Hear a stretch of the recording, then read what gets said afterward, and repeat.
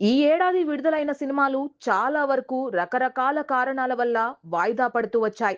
బాలకృష్ణ హీరోగా నటించిన 'అఖండ 2' cinema December 5న విడుదల కావాల్సి ఉంది.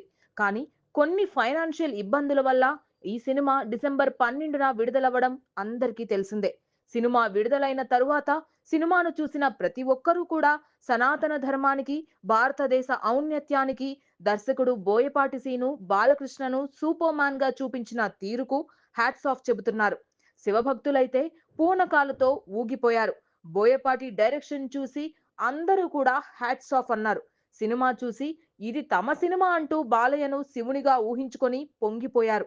హిందూ ధర్మాన్ని ఆరాధించే భక్తులందరూ నిండు మనసుతో ఆశీర్వదించారు. ఏదేమైనా ఎవరేమనుకున్నా ఒక సినిమా విడుదలవ్వాల్సిన సమయంలో విడుదలవ్వకుండా వాయిదా పడితే కలెక్షన్ల పరంగా రెవెన్యూ దాదాపు 20% వరకు మైనస్ అవ్వటం ఖచ్చితంగా ఖాయం. అదే ఈ సినిమా విషయంలో కూడా జరిగింది. ఇప్పటికే 'అఖండ 2' సినిమా విడుదలైన కొన్ని కేంద్రాలలో సేఫ్‌గా నిలిచింది. మరికొన్ని చోట్ల ఇంకా రన్ అవుతుంది. 'రాజాసాబ్' విడుదలయ్యే వరకు ఈ సినిమా రన్ ఇలానే ఉంటే అందరూ సేఫ్‌గా బయటపడతారని ట్రేడ్ వర్గాలు మాట్లాడుకుంటున్నాయి. 'అఖండ 2' హిట్ నుంచి సూపర్ హిట్ దిశగా దూసుకుపోతోంది.